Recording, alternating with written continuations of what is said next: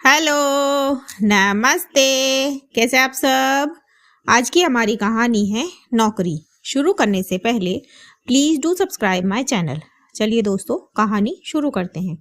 कीर्ति रात के 11 बजे रसोई का काम समेटकर अपने रूम में आई तो अपने पति को लैपटॉप खोल कर बैठे देख बोली, संजय प्लीज ये सब समेटो, मुझे सोना है, फिर सुबह जल्दी उठना होता है। तब संजय बोला, क्या यार, ये हर समय ऐसी शक्ल क्यों बनाए रखती हो, जैसे पता नहीं कौन सा पहाड़ टूटा है तुम पर। कमरे में घुसते ही सोना है, ये नहीं कि पति से यही पूछ ले कि दिन कैसा रहा। तब कीर्ति बोली, देखो संजय, मुझे तुमसे कोई बहस नहीं करनी है, ना ही मेरे पास समय है और ना ही मन। सुबह जल्दी उठना है मुझे तो। तब संजय बोला, हाँ, ऐसे जताती हो जैसे तुम दुनिया की पहली औरत हो जो नौकरी कर रही हो। अरे नौकरी तो हम भी करते हैं, पर तुम्हारी तरह रोनी सूरत नहीं बनाए घूमता मैं। ये सब सुनकर कीर्ति को गुस्सा आ गया। फिर वो बोली, हाँ करते हो तुम भी नौकरी, पर घर आकर कुछ नहीं करते हो। खाना पानी सब हाथ में मिलता है तुमको, मुझे तो नहीं मिलता। इतना सुनते ही संजय तुनक कर बोला, अरे तो तुम कोई अनोखी नहीं हो जो घर और ऑफिस संभाल रही हो। और भी औरतें ये सब करती है। मेरे दोस्तों की बीवियां भी है जो दोनों काम बखूबी संभालती है, पर कोई शिकायत नहीं करती।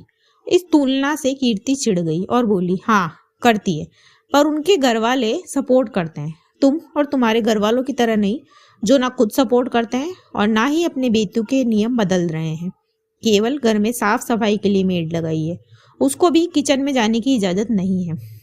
खाना बर्तन सब सुबह भी करके जाती हूँ और ऑफिस से आती हूँ तब भी रसोई में बर्तनों का अंबार लगा रहता है, क्योंकि बहू के होते हुए सास के काम करने से उनकी इज्जत कम होती है। उसके अलावा कपड़े, उनको भी धोना सुखाना तय करना ये सब मैं ही करती हूँ। मशीन बस कपड़े धोती है, बाकी के काम नहीं करती। और तुम तो काम पर से आकर सोफा पर टांग रख कर बैठ जाते हो। तुमको तो सब चीज वहीं मिल जाती है, क्योंकि ऑफिस में तुम ही थकते हो। मैं तो ऑफिस में जाकर बड़े से झूले पर सो जाती हूँ और बॉस मुझे झूला झुलाता है।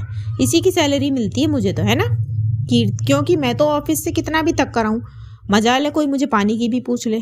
और औरतें भी कमाती है तो उनके पति सास ससुर सपोर्ट भी करते हैं। तुम लोग ना खुद मदद करते हो और ना ही किसी की मदद लेने देते हो। बोलकर कीर्ति मुंह फेर कर सो गई। फिर संजय भी सो गया। अगले दिन कीर्ति उठी और अपने रोजमर्रा के काम करने लगी, बाकी दिनों की तरह ही। पर आज वो ऑफिस के लिए तैयार नहीं हुई। उसे आराम से बैठे देखकर संजय बोला, आज ऑफिस नहीं जाना, तबीयत खराब तो नहीं है। तब कीर्ति बोली, नहीं तबीयत ठीक है मेरी, पर मैंने सोच लिया है कि मैं नौकरी छोड़ रही हूँ। वो क्या है, मैं और औरतों की तरह परफेक्ट नहीं हूँ जो घर और ऑफिस दोनों संभाल सकूं। उनके पास शायद कोई सुपर पावर्स होती होगी जो मेरे पास तो नहीं है। और क्या फायदा मेरे कमाने का, जिसका मैं बोझ कम कर रही हूँ उसे तो कद्र ही नहीं है। अरे कद्र छोड़ो, एप्रिसिएशन तक नहीं है, फिर मैं क्यों दो जगह भेजामारी करूं। कीर्ति ने जवाब दिया। ये सुनकर संजय के सुर बदल गए और वो बोला, अरे क्या यार, तुम तो रात की बातों का बुरा ही मान गई। क्योंकि कीर्ति अपनी सैलरी से उनके मकान और गाड़ी की ईएमआई भरती है। उसके दिमाग में वो घर और गाड़ी की किस्त घूम गई। फिर संजय बोला, अरे हम लोग तुम्हारी मदद कर देंगे। तब कीर्ति बोली, ना संजय, मैं घर में रहकर कम से कम घर ही अच्छे से संभाल लूंगी। कम से कम एक काम तो ठीक से होगा। वो क्या है, मैं तो परफेक्ट नहीं हूँ जो घर और ऑफिस दोनों संभाल सकूं। तब कीर्ति को ना मानते देख संजय अपनी माँ से बोला, मम्मी आज से रसोई के काम के लिए भी मेड आएगी और आपको मेड के हाथों का ही खाना खाना होगा, वरना आप अपना और पापा का खाना खुद बना लेना। अपने बेटे का फैसला सुनकर वो लोग ज्यादा कुछ बोल नहीं पाए। दोस्तों, अगर बहू कमाती है तो उसकी थोड़ी सी मदद जरूर करें। इसी मैसेज के साथ कहानी खत्म होती है। कहानी आपको कैसी लगी मुझे कमेंट बॉक्स में ज़रूर बताएं। ऐसी ही और कहानियाँ सुनने के लिए मेरे चैनल KNYK हिंदी कहानियाँ को सब्सक्राइब ज़रूर करें। थैंक यू सो मच दोस्तों, thanks for watching. Do like share and subscribe my channel. Thank you so much.